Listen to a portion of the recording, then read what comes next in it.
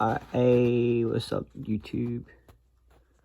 Now that this is kind of like this, I do not have an exact.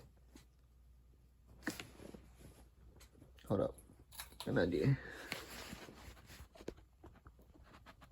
Okay, so that's practically perfect. Let's line up the whole TV. From my home, which was on North. Watching this video right here. Park. As I was walking along, I happened to glance over at my side, and I saw this strange sight. It looked like a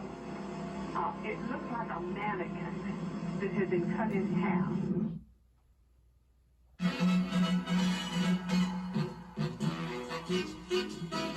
Downtown Hollywood, a city that bustles with activity and is studded with the names of stars. They're not all stars, of course. Today they're solid, but all of them want to be the big names of tomorrow. It's happened before, and it will happen again in Hollywood, because this is the city of the stars.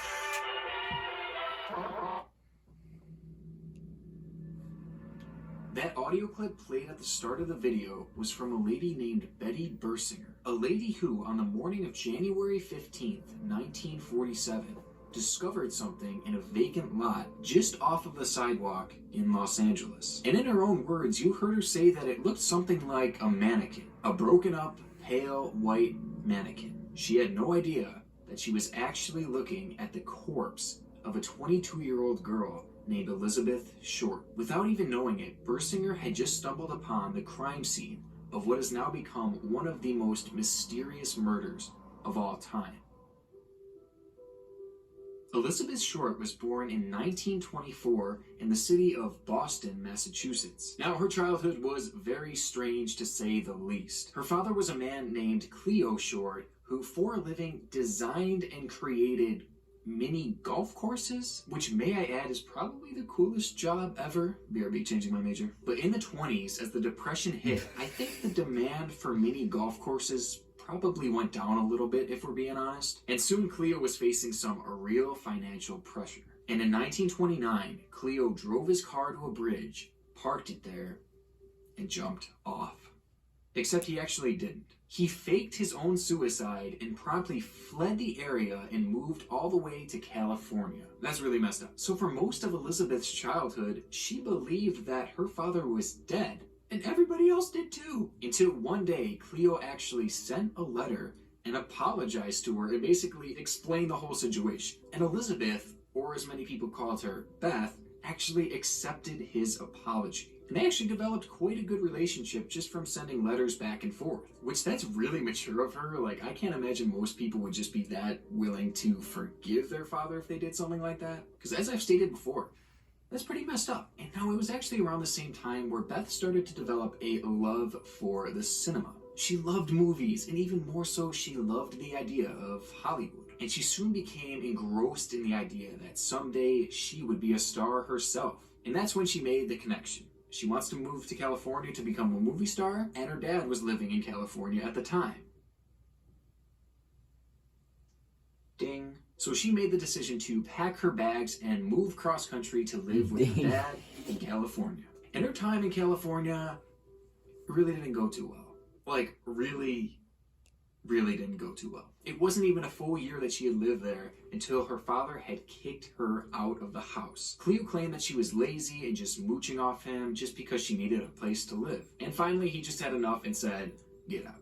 Now, eventually, Beth was able to get a job, but she still wasn't able to afford a place to live, so she was just kind of bouncing from household to household. She really wasn't doing well. And after a brief run-in with a law where she was caught underage drinking, she was actually sent back home to Boston. And if we're being honest, she probably should have learned at this point that maybe LA just wasn't right for her, and maybe she should have stayed in Boston. But she was young and she had these dreams, and honestly, I gotta respect that. So just a short while later, she moved back to California. And this time she moved into the heart of Hollywood.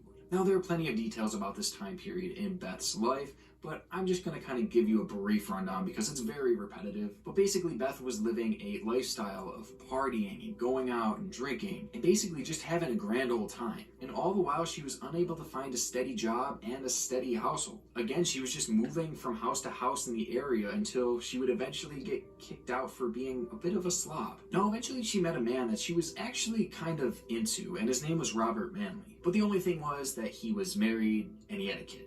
But the two of them maintained a good friendship and they hung out almost every week. Now, on January 8th, 1947, the two had actually attended a party together. And later that night, they stayed in the same hotel room. But supposedly they hadn't slept together that night or at any other points in their friendship. And in that night in particular, Beth had actually slept on a chair in the room while Manley fell asleep on the bed. I'll be honest, it seems a little bit sketchy, and it definitely kind of is, but anyway, we'll keep that in mind for later. So the next morning, Manley had to leave the hotel, and he said goodbye to her in the lobby, and that was the last time that Beth was ever seen in public alive. So for the next 6 days, Beth was not seen by anybody, and she had actually disappeared. Which, you know, I love my disappearances, so yes, but also no, that's horrible, oh my god. And her body was discovered 6 days later on the 15th, and her body was messed up. She had slits cut into her mouth to form a smile, almost like the Joker.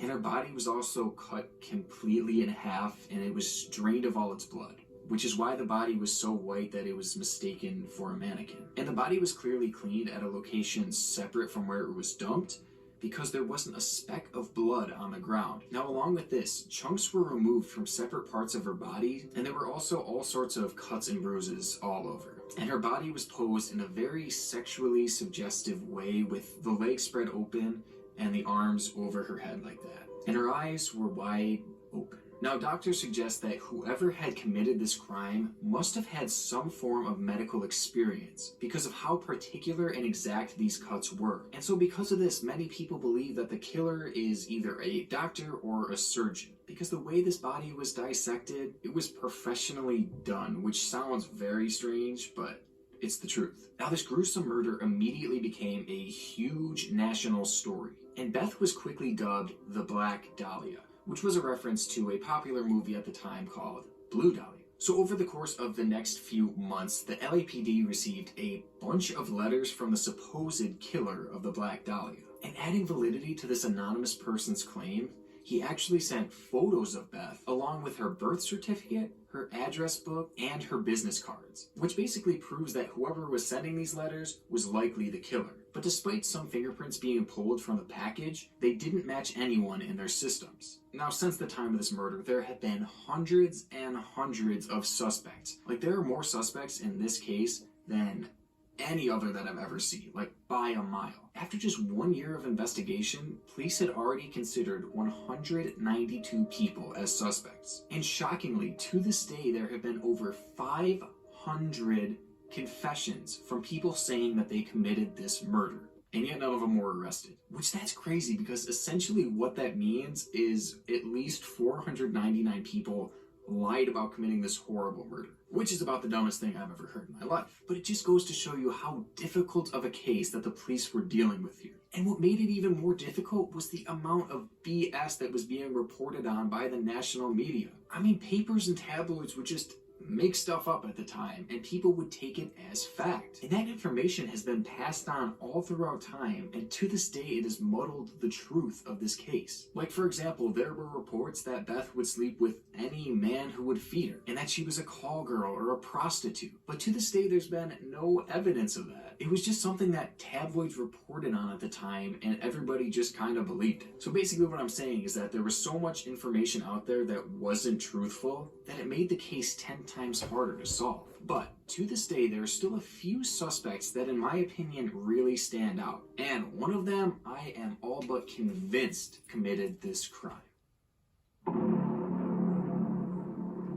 Now, the first suspect we're going to be talking about is a man named Mark Hansen. And the case against him is interesting to say the least. On the day before Beth's disappearance, he actually spoke to her on the phone, meaning that he was one of the last people to talk to her while she was alive. And when police had questioned him about what he had talked to Beth about, apparently he gave conflicting statements. Also, Beth was living with Hansen's girlfriend at the time, But despite this, he actually still tried to seduce Beth, and she actually had to turn him down. So could Hansen have killed her in a rage because she wasn't attracted to him? I mean, unfortunately, that motive has caused more than a few murders in the past. But one of the most interesting clues that points to Hansen being the killer was actually in the belongings that were sent into the police. Beth's address book was found in there, and on the cover of the address book was the name Mark Hansen, which that alone isn't incriminating, but it definitely is sketchy. And it's also been rumored that Hansen spent some time in Sweden's medical surgical school, which is significant because, like I said, there were exact cuts and procedures done to this body, and whoever killed her would have had to have had medical experience. But in terms of evidence, the case against Hansen kind of stops here. Yes, there have been some reports that link him with the mob, but those have not been confirmed, and I'm starting to believe that that was another one of these tabloid lies that it's just been passed on through time. So with no proof of that, I can't count that in the evidence. But could it have been a murder out of jealousy and rage? Sure. And I think that Beth turning him down is one of the most significant pieces of evidence in this particular case. But again, it's not really incriminating.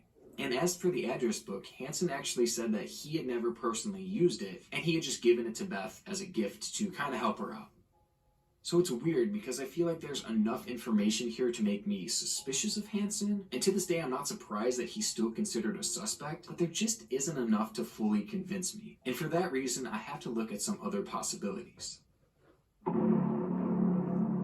So when looking for a suspect in a murder case, I think you always have to start with whoever saw that person last. And in this case, that was Robert Manley. As mentioned before, Manley had stayed with Beth at a hotel the night of the 8th, and he had actually seen her the day that she had disappeared. Now, we all know that Manley was married and he had a kid, and yet he was spending so much time with Beth, who was an attractive, vulnerable 22-year-old girl. And they had even been sleeping in the same hotel room. Now, I'm not going to say that there's anything inherently wrong with that, but I'm just saying that kind of raises a few eyebrows. And the night before Beth's disappearance, the two had been out drinking and partying. So perhaps they got back to the hotel room in a drunken state, and maybe Manley decided to sleep with Beth because he wouldn't have been thinking straight. Now, realizing afterwards that he had essentially just ruined his marriage, maybe he killed Beth to keep that secret from getting out. I mean, in theory, this kind of sounds like a realistic and possible story. But the truth is, we can't say for sure whether any of it's really true. And Manley maintained that he had never actually slept with her, and because Beth's no longer with us, there's no one who could really tell us otherwise. But to me, what makes the case against Manley so interesting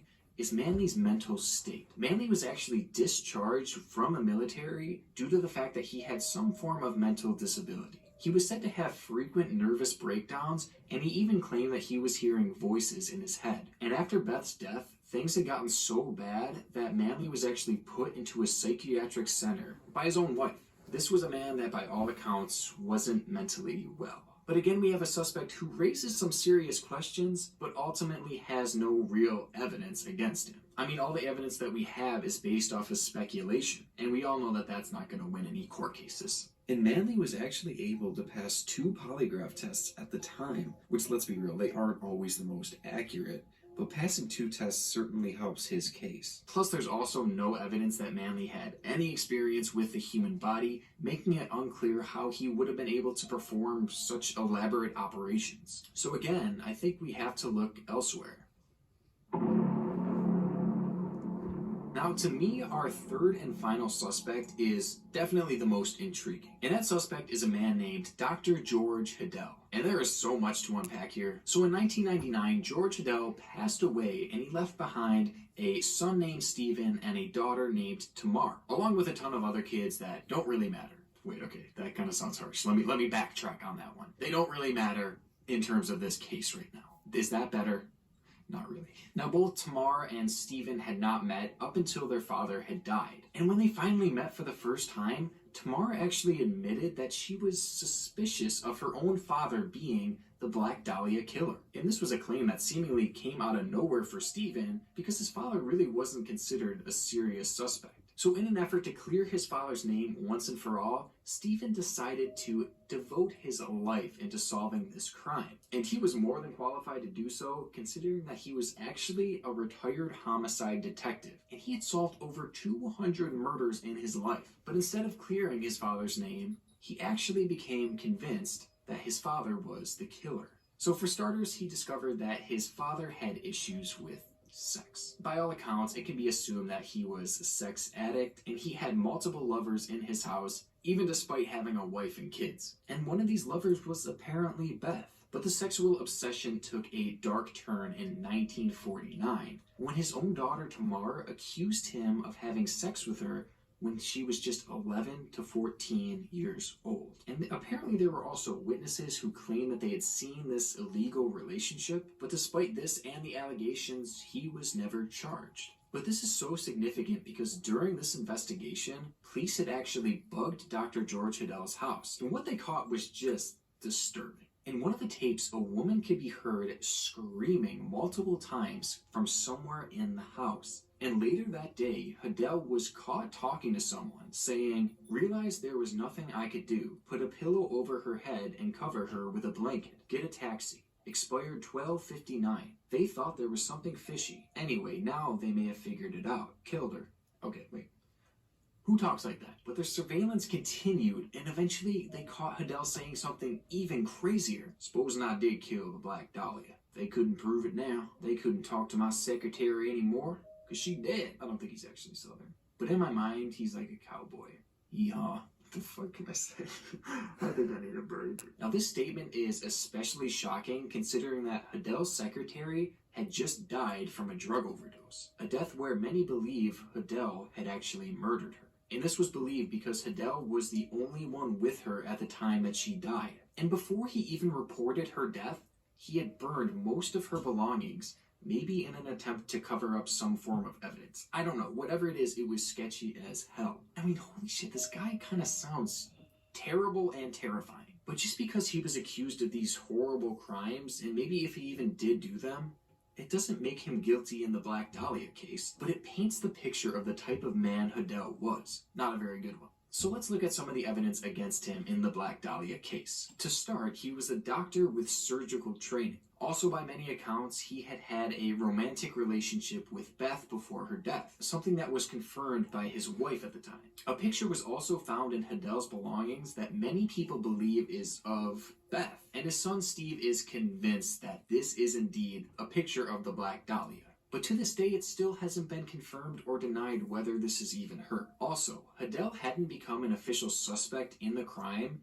until 1949, after his daughter had came forward with her allegations. And interestingly enough, just 1 year later, he left California and moved to Hawaii, or maybe the Philippines. I don't know. I see a lot of conflicting reports on where he moved, but he left California. So one could maybe believe that he was fleeing. It's also noted that there are similarities between Hadel's handwriting and the letter sent in to the LAPD. Plus, there was a car spotted at the scene of the crime on the morning of the murder that supposedly matched Hadel's car. Now I look at some of this evidence, plus the history of Hadel, and I feel like it's a pretty strong case against him. But I'm left wondering why he was never charged of this crime or really viewed as a serious suspect back in the day. Like, he was viewed as a suspect, but he wasn't at the top of the list. And I mean, based off of the tapes and the fact that he had burned his secretary's belongings, I mean, it seems pretty clear that he maybe should have been charged with her murder. So why was he never charged? Well, there's a theory out there that might explain this. So at this time, the LAPD was notoriously corrupt. I mean, in terms of regulations, things are nothing like they were now than they were back then. And it's believed that the LAPD actually had reason to protect Hadel. Now, allegedly, Hadel was using his office to perform illegal abortions in the Los Angeles area. So if members of the LAPD or big businessmen or Hollywood actors came into his office for either them or their wives or girlfriends or baby mamas, and that information had gotten out to the public, then that would be a huge deal. Like, that could ruin somebody's career, and that could really get you in a lot of trouble because abortions were illegal. So assuming this is true, Hidell could have easily blackmailed the Hollywood elite or even the LAPD and threatened to release all the incriminating evidence against all of them if he were to be arrested. And this really makes sense to me. Like, I can imagine some big businessman or some big politician telling the LAPD to back off this guy or else they were about to get exposed. And the LAPD was so corrupt at the time, you guys already know. And adding some validity to this theory, the LAPD has now admitted that most of the physical evidence in the Black Dahlia case is missing, meaning that it was potentially disposed of in order to protect Hidell. So I really don't think that this theory is that much of a reach. So I think going off all of the evidence that we have today, Dr. George Hidell is definitely my main suspect. And his son Stephen Hidell actually went on to publish a series of books that kind of includes all the evidence against his father. And his first book was actually read by the head deputy DA, Stephen Kay. And Kay was so swayed by the book that he actually went on record saying that he would have no problem charging Dr. Hidell with 2 counts of murder. One for Beth and one for his secretary. Too bad Dr. Hidell is dead now. Not F in the chat. So what do you guys think? Was Dr. George Hidell actually the killer, or do you believe that it was someone else? Make sure to let me know in the comments. Also, I'm doing a Q&A for my 1,000 subscriber special, which I will address in the next video. So if you guys have any questions that you want me to answer on camera, also let me know down in the comments. Well, thank you guys so much for watching, and I will see you soon with another video.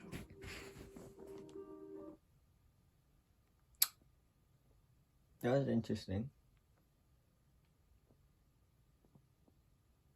Got a little more information than from ghost hunters and some other stuff that I've seen that had her in it. Because the ghost hunters episode that I watched, the first episode I watched was the I think that the Dr. George dude, his house, and then it was the fucking